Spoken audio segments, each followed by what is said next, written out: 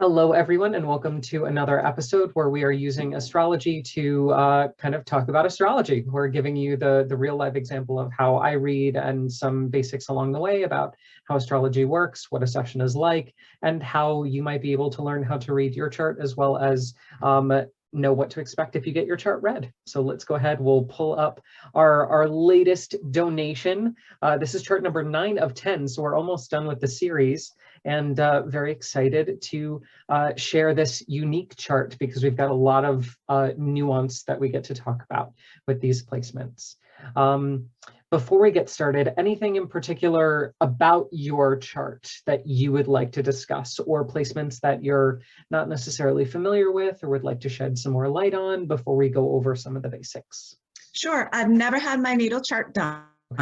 So I'm definitely a newbie. I'm excited for this, and I would love to focus it towards career, relationships, and direction. Perfect. Awesome. Yeah. And when you get an astrology reading, really all spheres of life are on the table. Like there's nothing that's off limits per se. A lot of clients will ask, well, what can I ask? And I always say, if there's something that I can't answer, like in the topic of relationships, we discussed this a little bit, the idea of when will I get married, or do I, is this my soulmate? Astrology specifically says free will to a lot of those questions. But we can talk about the types of relationships that you enjoy, who you like to be involved with, personally, like intimately, friendship-wise, sexually, who your connections are. But then also we can talk about business, we can talk about finance. We'll talk a lot about finance in this particular reading. We can talk about self-growth and development and creativity. Every part of life is in the natal chart. It just depends on whether or not astrology is the right kind of medium or language to use when interpreting the life. So that's kind of my official answer to that question. Okay, awesome. Alrighty, so when we look at a chart specifically, I always like to start with the top 4. So everybody's familiar with their sun sign. Your sun sign is in Cancer. We have a Cancer sun up in the 8th house of business, taxes, estates, as well as entrepreneurship and death, oddly enough. All things that are black and white, all about written contracts and things that are a little bit more investment oriented or other people's money oriented, kind of like estates and legacies and things like that. So having the sun here means that you are naturally prone to those particular aspects of life from an ego perspective. A lot of your chart revolves around finance and understanding the idea of investment versus personal finance, the idea of understanding who you are independently versus who you are dependently, who you are kind of on your own versus in the presence of others, but also having a water sign sun in the 8th house does stamp the chart with some of those intuitive abilities that water signs are known for. So mediumship is definitely one of the things that I would, if you feel like you are struggling spiritually, I would reach out to the dead. I would reach out to those who are kind of invisibly around you that are just waiting for you to kind of pick up the phone. I've been trying, and I especially talk to my father a lot, but I've been asking my spirit team, please give me some direction, a sign. And I feel like the lines are closed, or they're just too busy right now. And I'm very open. I try to be very open, but I feel like I'm just it's quiet. Yeah, I understand that. And it's important to understand that also when we look at astrology, there are definitions that we can talk about, right? Definitions that I'll be able to give you some sort of answer as to why things may be more closed off than normal. For those of you who are familiar with astrology watching, you know that over the past 3 years or so, we've had some seriously bad astro weather as everything transited through Capricorn and shut everything down physically, metaphysically, and that is in the process of opening up. So it'll be interesting to see kind of how the life progresses, especially at the end of the year. But there's always a you component. There's always something that tends to avoid the stars as well. And hopefully we'll be able to crack the code on, why the stars aren't moving, but maybe also shed some light on what pieces of you need to be nourished, or what kind of aspects of the spirit need to be focused on in order to kind of get that momentum back. Awesome. Cool. So in addition to the sun in Cancer, we also have the moon, who is ruling your sun in the 8th house. Your moon is in Gemini in the 7th house of relationships. We also have a little bit of a stellium here. We have 3 personal planets in the 7th house of relationships: Venus, Saturn, as well as the moon. This indicates that the 7th house of relationship is where you've put a couple of your life eggs. Instead of putting them all in one basket, you've got them a little bit spread out, but they are kind of clustered between the 7th house of relationships, 8th house of death, taxes, estates, and business, as well as the 9th house of spirituality and travel and growth. So really interesting to see the moon in Gemini in the 7th, because this is what the heart is drawn to, is where we find the moon's placement. And having the moon in the 7th indicates that you really fill up your cup emotionally through interacting with others. There's a certain give and take, there's a certain exchange, there's a certain emotional fulfillment that you get when you explore another person. And likewise, when you are explored by another person, because it's always a two-way street. So one of the hard parts of having the moon in Gemini in the 7th, I find, is when you feel like you know your partner too well, and the curiosity tends to fizzle, and that Gemini is really looking for things to get excited about, or to find interest or intrigue in, and either you're shut out from those dark, deep corners, or you feel like you've understood your partner through and through, and it's time to put the book up on the shelf. And that can be a really difficult place emotionally to be in, because Gemini is always looking for the next plot twist. And sometimes that can be of detriment when we're looking to have a kind of earthy, sustainable, long-term relationship, but your moon is in an air sign in the 7th. Okay. Does that make sense? Yeah, slightly, because I always joke, being Cancerians, we're known to be very loyal and loving and so forth. But I also have the Gemini, which I call like the bipolar side, where, I get irritated very easily. And sometimes situations, I want to be kind about it, but I have a side that's kind of like, I don't know, not so Cancerian-like. Right. And one of the things to understand about Cancer is that they're not necessarily loyal. They are compassionate. But the minute that they do not receive compassion in turn, if they do not receive back the love that they give, they're outsies. They're done. And a Cancer's wrath, although it may be backhanded and a little bit under the radar, as water signs normally are, it's final. Like, the well does run dry at a certain point. So having that dynamic, especially from the 8th, you may need to constantly renegotiate the contract of your relationship. Yeah.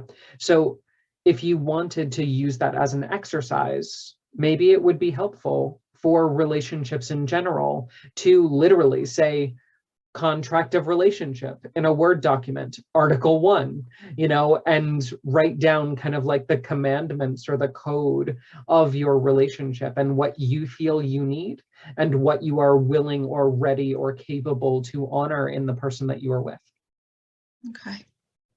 Yeah, that, especially because Saturn is here in the 7th. We want rules, we want restrictions, we want boundaries.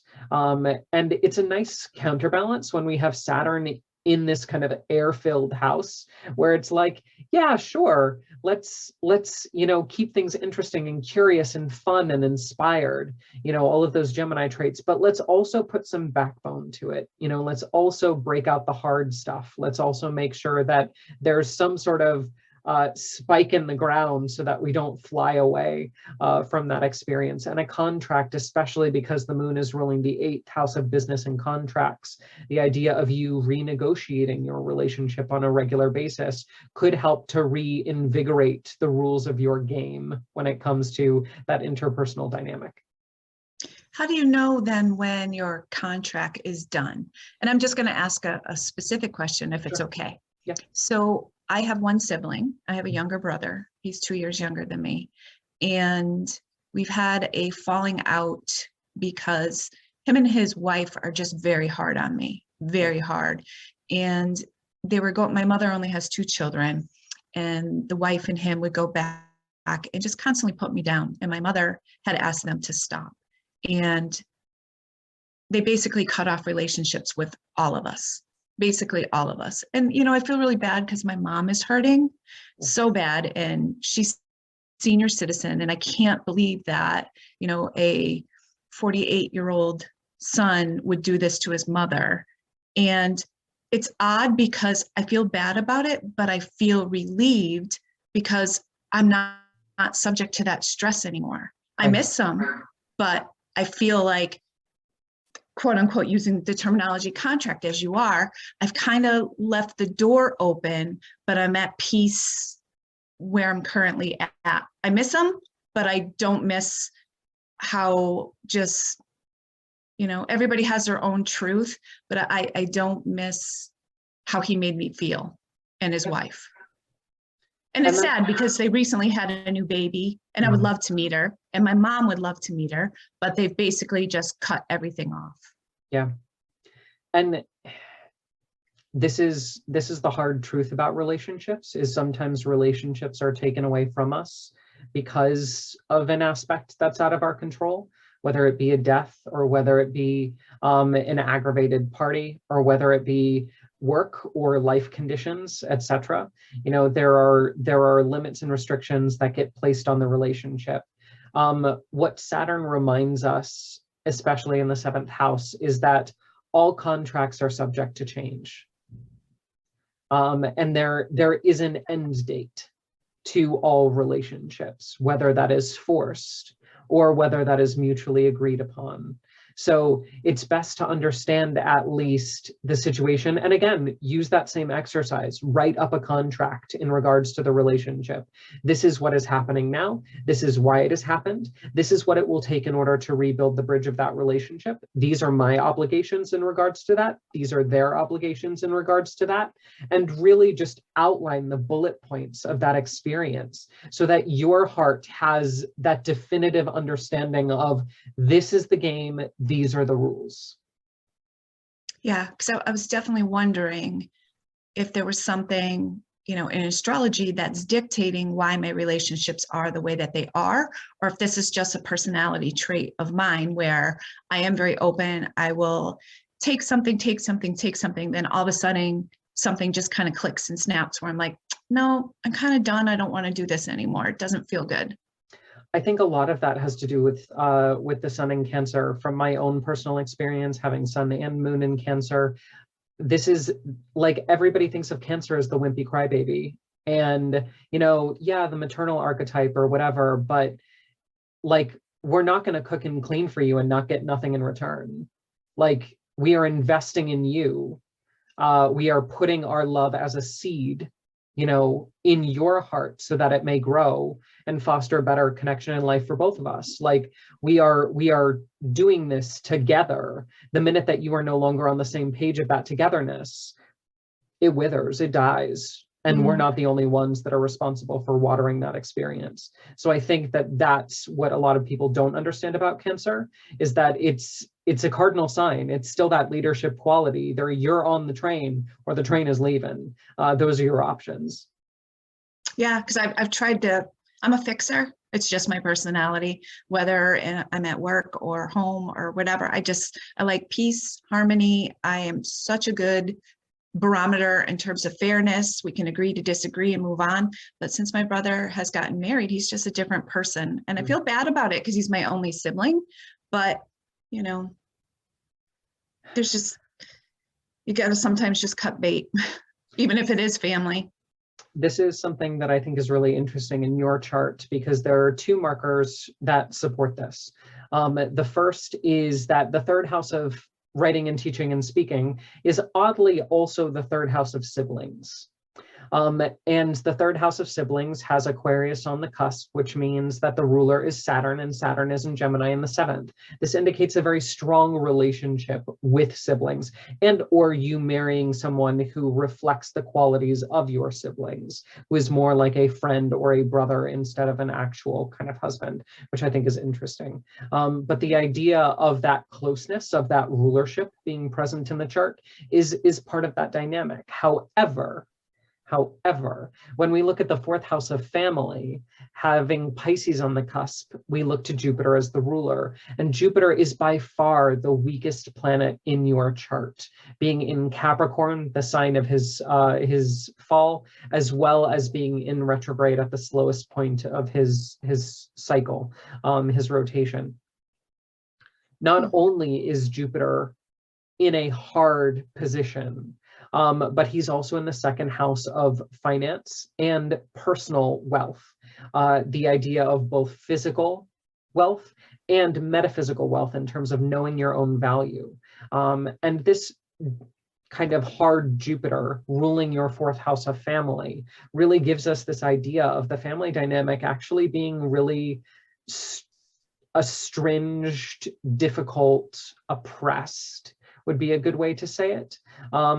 And that all having to do with those kind of two qualities of physical cash flow, like literally what's up with the money, but then also the idea of, you know, am I worth it? Am I of value? What is my personal understanding of my own sovereignty? Okay. Yeah, so I think, oddly enough, it's a lesson in relationships, but I also think as far as the family is concerned, did the argument or did the discrepancy revolve around finance at all? No, I just never can seem to do anything right in their eyes. For example, my brother didn't ask me to stand up in his wedding. He was in my wedding. My father had passed away. I had him give me away. He had a very important role, and it caused some family hardship. Long story short, my mother got upset. They ended up having me in their wedding. So it was like an afterthought, and it was very uncomfortable, but I'm a peacemaker, so I did it, even though I felt really bad. But we had a conversation about it. I chose to forgive, and I did a speech at their wedding because, you know, it's hard to get married when you lose a parent. You know, I didn't get the father-daughter dance with my dad, and I just did a nice speech from my heart, welcoming his wife to the family, telling my brother and my father would be proud. And then a few weeks later, they were like, I was trying to steal the show, make the focus on me. So whatever I do, they find fault with.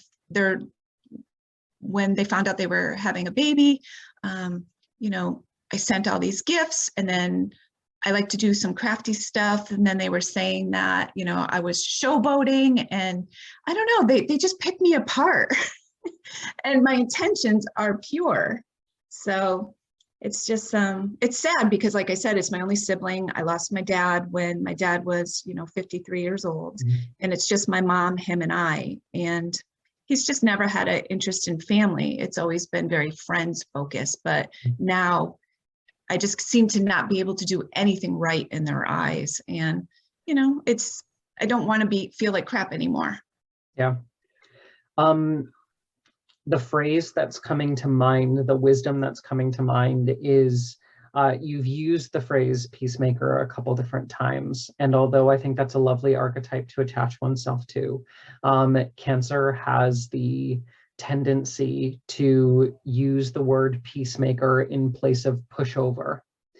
And I think that maybe one of the things that needs to happen is an influx of boundaries, and understanding that if your wealth, if your wealth of love, your wealth of experience, your wealth of compassion, if the resources that you have are not welcome in a particular direction, close the door, you know, cut off the pipeline. It's not an act of malice, you know, and you have the key.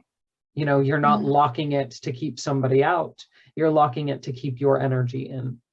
Yeah, I just feel bad for my mom because, can't you be nice for the last 10 years of her life? Hopefully she lives longer, but people have to do them. You have to do what's best for you.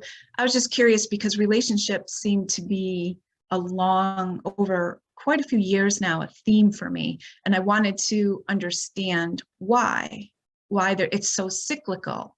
Like Saturn, people I've been friends with forever, I'm not friends with anymore. Saturn is really tricky. And having Saturn in the 7th house of relationships, when we look at also Saturn in the 7th house of relationships, that's different than friendships, the 11th house of friendships, which is ruled by your Venus in the 7th. So I think that overall relationships as a whole in your chart have this very Saturnian quality. These are lessons that are going to be harder. These are lessons that are going to be drier. These are lessons that your Cancer sun in the 8th cannot see visibly. It's just this process of continual fine-tuning, but it's going to be around Saturnian concepts. Less is more. Develop a backbone, conserve your resources, and act precisely over time. It's with Saturn, it's the little things over time that make a difference. And that's it's showing up every single day and making the right choices. And those little things are also easy to change as well. But if you feel dissatisfied, I think what Saturn kind of asks us to do, especially when he's in the 7th house of relationships, ask, is this a blessing or a burden? If it is a burden, why is it a burden? Is it a burden because you've stopped looking for something better? Or is it a burden because there's unresolved trauma here, or the feeling of emotional non-reciprocity? How do we work with the lesson of this and not just say, oh, well, it's their fault, or it's my fault, or it's the universe's fault, or there's nothing I can do about it? How can we really take that dedicated effort of Saturn and move through that relationship department eloquently? I was curious if it had an ending or if it would improve, or this is just how it's going to be.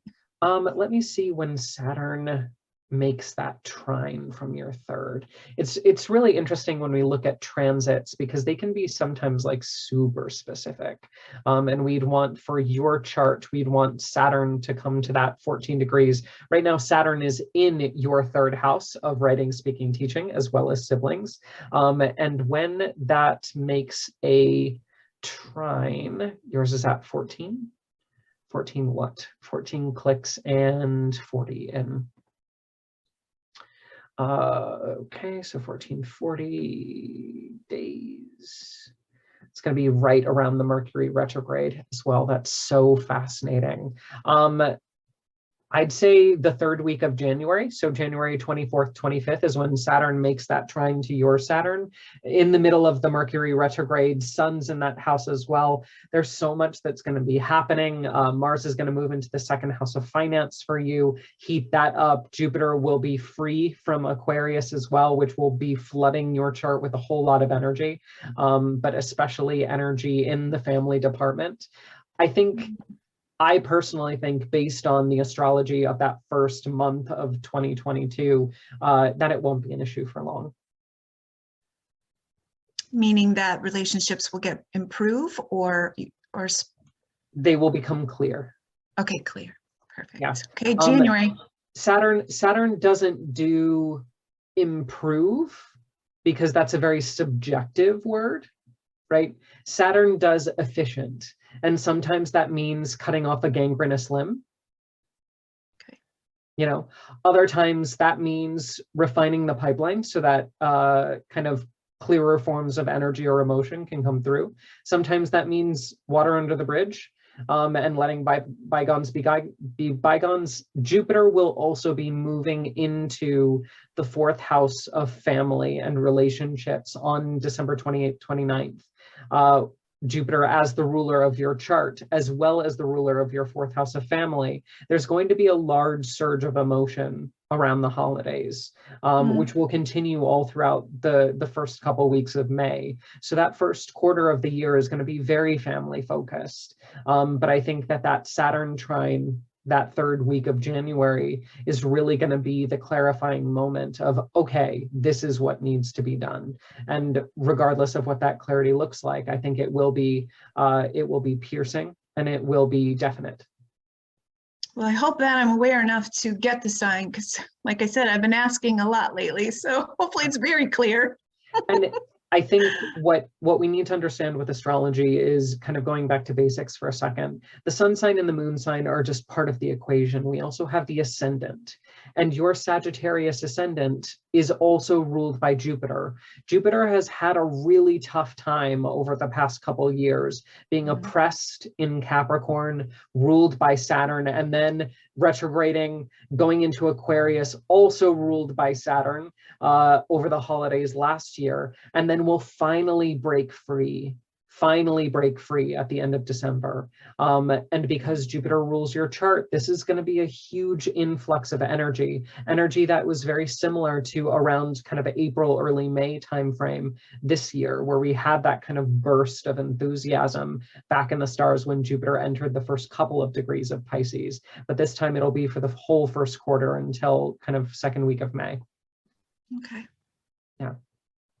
And I think that's going to be the rush. A lot of people during this period have been saying, what do I do? What do I do? What do I do? And the answers just haven't been able to come. And I think what I've been telling clients is, there's a really big difference astrologically between you making a decision and the planets making a decision for you.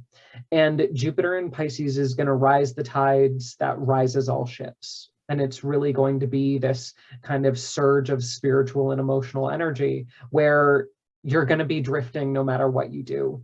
And there's going to be a flow that kind of returns to the desert that has been Jupiter for the past couple of years.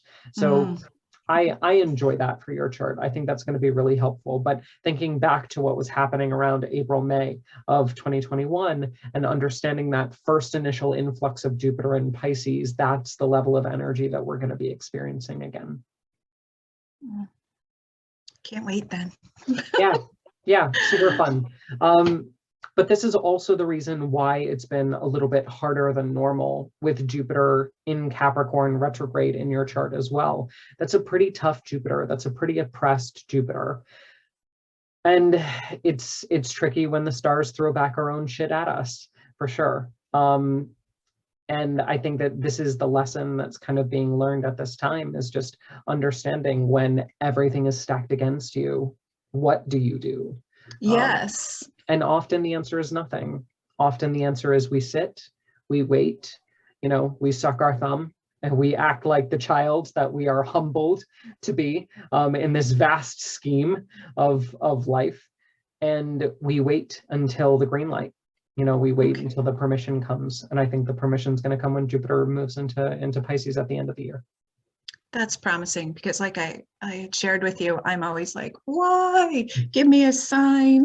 Right, for sure. So I can sit and wait. I do that pretty well, because I just feel lost. So I'm excited to see what you have to say in looking at this, even for career. Yeah, so career is divided into a couple different aspects. When we look at career from a success and a fame perspective, the 10th house is ruled by Mercury and Leo in the 9th. So if you want fame in terms of a career aspect or a work aspect, you're best suited to investigate things like higher education, travel, spiritual endeavors, and work overseas with foreigners. If you would like independent or dependent work, whether it's entrepreneurial work or any type of 9-to-5, it really has to be around the topic of relationships. And that's working in a partner's company, or working with couples, or working with relationships, whether that's going to be some form of counseling or guidance, or working with emotional development in relationships, working in wedding planning, or anything that celebrates the unity of two people. That's where your chart really wants to be career-wise. Interesting. Yeah. And that is also where you will make the most money, because Saturn, ruler of your second house, is also in the seventh house of relationships. So it's interesting, your chart kind of throws up this big headline statement of the obstacle is the way. Yeah, because I seem to have a pattern. I was in past positions for 8 years, one after that for 12 years, and the last 3 jobs just have not worked out. And I'm like, what is going on? And I just feel like I'm at a crossroad and I'm going to be 50. And who wants to start over at 50? Not me, but I have no choice. So it's kind of like, what direction? I don't even know what I'm passionate about or what I want to do anymore. Mm-hmm. So that's interesting. Yeah. One of the things that I also find really interesting is that the north node of the chart, which is where we would see life purpose or the overall direction of the life where you are moving towards, is actually in the second house of finance as well. But again, the second house is not just the house of physical money. It's also the house of kind of personal wealth, how you believe in yourself, what is your self-esteem, your worldly possessions, the accumulation of money in your wallet, but also money in your kind of spiritual self-care bank, right? But all of this kind of points back to Saturn in the seventh house of relationships. And I think that if you wanted to work in accounting, but work with, like as an example, work as a paralegal in a divorce law practice that specifically handled bankruptcy or difficult splitting of financial matters. And I'm horrible at math. And here's the thing, it doesn't necessarily mean that you need to be good at math, but you assisting and involving yourself in the process is what's most important, and learning that math. Life purpose isn't necessarily about where we're strong. And my background has always been in some type of management, whether it was like managing an office, a practice, or doing things for senior executives, project management, and so forth. Yeah. And I just find these opportunities are not becoming available. It might be, again, like, the more I look at your chart, especially with the sun in Cancer and the 8th, which you identify so strongly with, the 8th house is also the house of contracts and law, is something that I see a lot of. And I think it might be beneficial maybe to pursue paralegal, or the idea of working in various law offices, or specifically working in counseling, mediation, or divorce law. Anything that involves relationships in general is going to be really beneficial to unlock the financial aspect of your chart, which is important in any job placement. But I think you might have a particular affinity for the legal aspect of that. Okay, and you kind of struck the nail on the head. I am very hate to admit, but I am kind of policy procedure oriented, black and white. I enjoy working in fields where there's systems in place and it's not, willy-nilly, haphazard. And so here's the thing with that, like, having the sun in Cancer definitely gives you that. But then what I like about your chart is that you also have that moon in Gemini. So you're like, here's the rules. Now, how do we bend them for you? How do we create the most emotional comfort by keeping things black and white, by making sure to play the game as it should be played, but to make sure that you don't get screwed, and you bring in that emotional element, and you really allow these tumultuous experiences like negotiating the end of a relationship, or like mediating any type of relationship, whether it be a wedding or a counseling session, and you're able to bring those unique skills while setting those firm boundaries for others. And I'm so bad, Sam, at playing the game. That is one of my deficiencies in a corporate setting. I'm very, as you get closer to this age, you start to understand more who you are. I'm very honest, I'm very loyal, and I struggle with being fake and phony. No, I we're not struggle. talking about like the game in terms of like politics. That's not what Yeah. we're talking about. We're talking about the law. The game is the law. What are the rules? Okay. Yeah. Yeah. Sometimes I wish that I was built a little differently in the sense, but I'm pretty sure of myself, and I think working in an environment where being honest is embraced would Yeah. be well suited for me. Yeah. And but a lot of what your chart does is it embraces that ability to be kind of truthful and blatantly honest, especially in the legal field. But then you also are able to bring in that moon, which is all about discovering creative option. And I think that that's really, really beneficial in a setting like that. Okay, so I would need to probably go back to school, is what I'm hearing. Could be, or just look for entry-level positions, desk job, receptionist type things where you can start to understand the field and then also ask the important questions of what do I need to do in order to better serve this office? And do you see, according to my chart, when things are going to improve, career-wise and financially?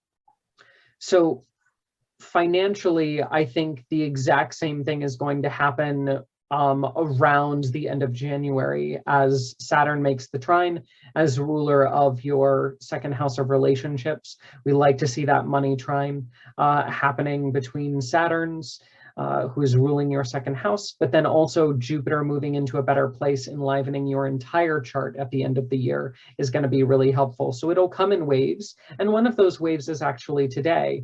Mercury, who rules your seventh house of relationships, is conjoining the sun tonight at like 11 Eastern Standard in Sagittarius in your first house of self. So I think the aha moments are already starting to roll, but it'll be, end of November, beginning of December, end of December, end of January, it'll be this gradual step up from here. Okay. For sure. Yeah, fingers crossed. That's it. If you would like to move the process along, I think all of the feelings that you're talking about with heaviness and stuckness and not being able to move forward, it might be best to get Saturn on your side. So if you would like a spiritual project, I would build a small altar space to Saturn and make offerings to Saturn on Saturday, Saturn's Day, and ask for that pressure to be relieved and for the lessons to become clear and for Saturn, the teacher, to have that lightning rod in your life and to kind of open that two-way dialogue spiritually, so that the literal kind of lord of restriction in astrology, who's strangling the ruler of your chart, the ruler of your house of family and your second house of finance, I think that would be the astrological force that I would want you to partner with spiritually for some remediation. What goes into being new? What goes into an altar? Like, what would you do? It is a dedicated space to give a kind of landing point or a connection point for the spiritual energy of that planet and that archetype. So Saturn, if you wanted to research some of those correspondences, loves the color black and gray, is often associated with death imagery or heaviness, things like steel, but also the dark mother, the dark goddess, the dark Madonna. It is a symbol of wisdom that comes with time. It is all of those like really heavy maternal lineage, like crone aspects that I think are really, really impressed upon Saturn, but often in a very hard way. So Saturn altars will often be black, very simple, maybe a knife or a dagger, maybe a skull for Saturn, but also the idea of anything that represents that kind of tale as old as time, that hardship, that lesson, any relationship objects for you, because Saturn is in your seventh house, that you would like to transmute, transform, or learn more about would also go on the altar. anything personally, financially on the Saturn altar. Saturn, you know, a lot of people think that Saturn is this kind of planet of greater misfortune. But when we think of things that happen over time, like lasting relationships, like lasting finances, like a home, you know, things that are sturdy and solid and withstanding of the elements, Saturn is that force. Okay, because I guess I'm approaching it the wrong. So this is interesting because I light a white candle to St. Jude, and I tried to do that on Mondays, but I'm not really getting any success. And so yeah, spiritual entities are very specific to each person. So even though what works for one person may not work for another, but when we look at astrology, we look at some of the major planetary aspects that are involved in your chart. Saturn is one of those, but not just because of what Saturn rules, but also what you're concerned about right now. And because you are using words like heaviness and feeling restricted, those are Saturnian words. So we look to that archetype, that planet, to say, hey, you're sending me this energy. Is there something we need to discuss? And what would those be? You know, just again, picking up the phone through actually literally inviting Saturn into your space. okay, I'm gonna try that. Yeah. That's cool. Cool. Awesome. All right, so January might be new job, something maybe. Job house, well, and here's another really interesting thing is Saturn, or I'm sorry, job does not necessarily equate to finance. In astrology, they're separate. So the house of career for you is ruled by Venus, and Venus is not going to make a proper exit out of Capricorn and into the third house of Aquarius until, let's see,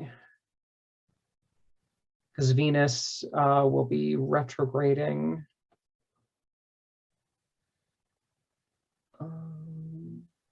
Yeah, we're looking at February timeframe. Yeah, so that'll still be a while away. Yes. From that perspective, unfortunately, but now's the time to really, even beginning of March, because Venus and Mars conjoin on March 6th in your third house of writing, teaching, speaking, and kind of alleviate each other's burdens from that perspective. So is it recommended then to, because, you know, I've been getting job rejection after another, just the automated ones you apply to. Do you just take a break and kind of go back to what you said earlier and just wait it out? Or I think if you partner with Saturn and you work that angle, Saturn rewards dedicated effort. So continue to try. You don't need to be going full steam ahead, but you do need to be submitting at least a couple a week to just be like, hey, I'm doing the thing, you know, and tweak the resume and keep approaching it. It's that crafting over time that Saturn is most concerned about.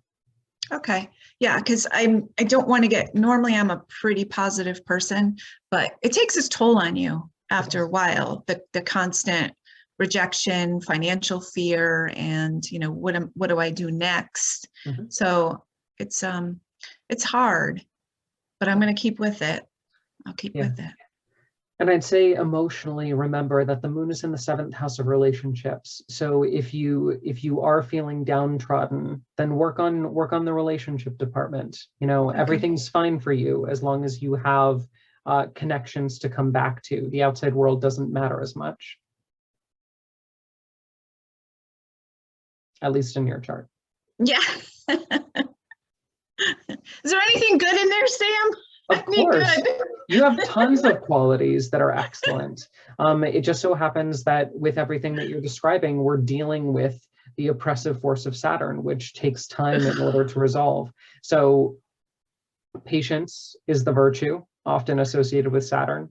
And I think working with and leaning into that experience, well, you know, saying, screw astrology, I'm just going to do what makes me happy. I think that is also a valid option, and seeking other professionals who may be able to help you understand the situation, uplift your spirits, maybe working with a CPA to master the finance, and really creating the life based on that free will component. Sometimes it's helpful to wait for the stars, and it's hilarious to me how I work with clients year after year, and they're like, I keep trying, and then the stars move and everything shifts. And sometimes that happens, but sometimes you just have to say, I'm doing this regardless for me. Yeah.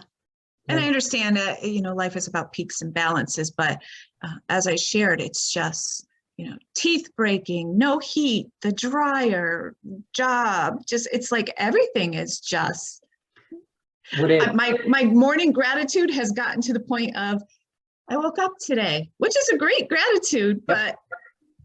Would it also make you chuckle that Saturn rules teeth?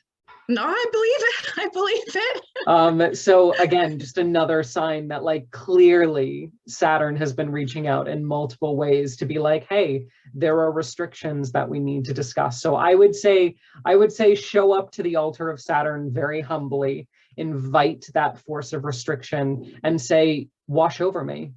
If I have not bent in the way that you have wanted me to bend, please instruct me. When we go through our Saturn return, that's something really interesting to talk about, because we've talked about that in a couple others, and I know that we're going a little bit over time, so forgive me, but I wanted to just kind of end on this final note. When we look at Saturn returns, it can always be a really fascinating experiment to look back on what Saturn was doing during our return, and understanding what that means for us when Saturn is kind of clawing at us a little bit more fiercely. It would explain a lot. Yeah, so let's see. Your Saturn again is at 1440. So we're looking at 1440. Does Saturn also affect health, or just specific parts of health? For you, it can, because Saturn is ruling your ruler. 1440. Yeah, so it would have been specifically May 10th of 2002. What's that mean? May 10th of 2002, that was your Saturn return in Gemini. So that would have been another time of your life where Saturn would have been the strongest, the most influential. And thinking back to that time, what was happening in May of 2002, that would have been another kind of reference point for you to be like, okay, these are the overarching lessons of the life that Saturn is trying to ram down my throat. How can I swallow and digest these a little bit more effectively, instead of trying to buck the system or buck my kind of karmic hardships that Saturn is trying to kind of guide me into. I have some serious reading to do to learn about it. Yeah. Very interesting. Very. But that's kind of what astrology is good at, is the idea of this is a language and a system of patterns that should be taken in over time. It is a guidebook, but it's not an answer book. So really use it as a mechanism to help understand what's happening, but make sure that you're doing your homework and kind of connecting and reaching out and doing the things a little bit more in alignment with your chart than not, to get the best results. I certainly will. I mean, I find the altar to be interesting, and it's something I'm definitely going to try. Yeah, for sure. Excellent. Well, if you have any other questions, you can always shoot me an email and we can kind of chat about it a little bit further. But in the meantime, I really appreciate you donating your charts to the free kind of readings that we're doing here, just to kind of show people what it's all about. And thank all of you for listening and watching and subscribing and sharing and liking and all that social media stuff. We've got one more to do in the series, and we will see you then. Thank you.